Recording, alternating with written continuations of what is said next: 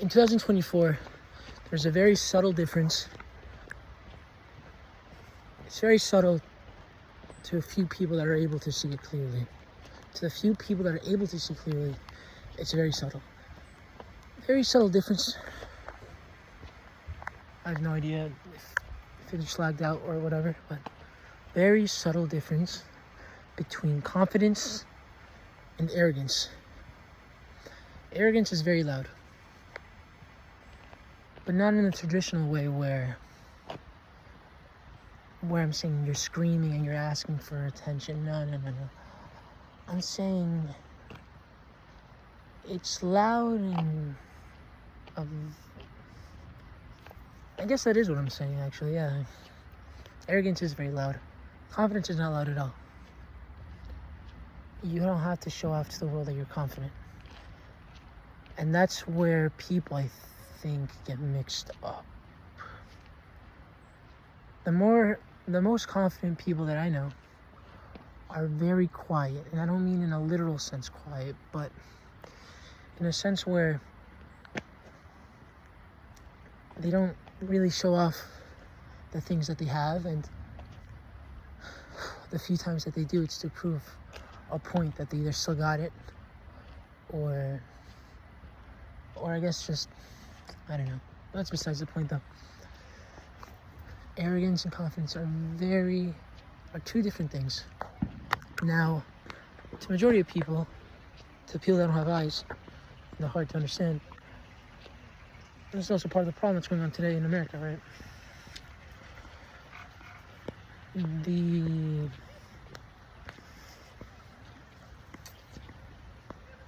The few times that people are confident and you take risks and you roll the dice,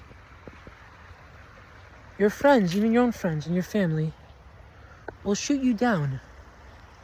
Sometimes it's out of love for you. They try and shoot you down because they don't want to see you fail.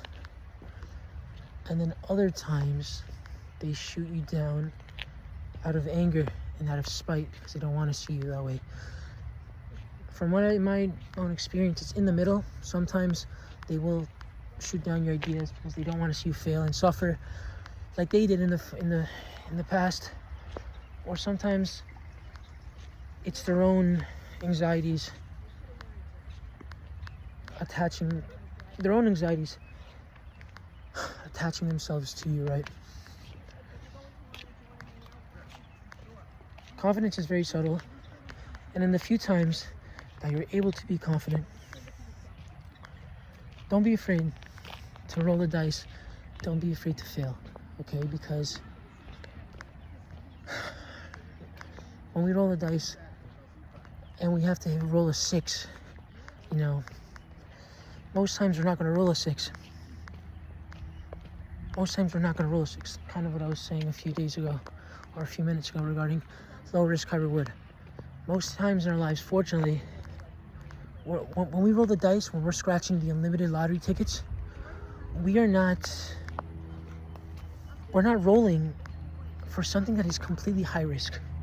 Okay, so if you have to land a double 6, if you have to land a double 6, right, or 1 6, or whatever, a double 6, and you have two dice, chances are you're not going to hit it most of the time, and that's it, and that's the end of that's it. That's fine.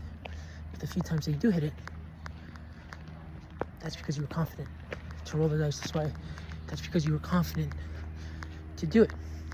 Okay, as long as your intentions are good and your arrogance doesn't show, and you're humble about what you're doing, although you have a good heart,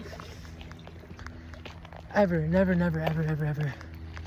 let anyone reprimand you for trying to be confident in something, even if you fail. And that's something I try and tell myself every day, and some days I can do it, and other days I can't do it at all. So just the sake of trying is enough, and that's something that we have to remember and hammer down. So as long as you're being yourself and you're trying to produce good fruits, because it's hard. You can't produce good fruits with everyone, right? I mean, like, some people just, you're not going to mess with everyone on the planet. So keep rolling the dice. Keep trying to roll a 6. Well, not literally. I don't want a 6 either, but you know what I mean. The dice, right? You don't want to roll a 6 on the dice. Not in a woman. That's a different story.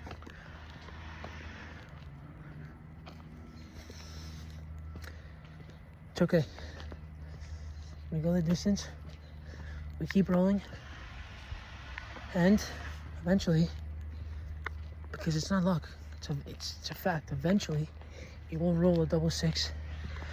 Eventually, an opportunity will show itself. Eventually, things will open up. Okay. Vamos con todo. Roll the dice.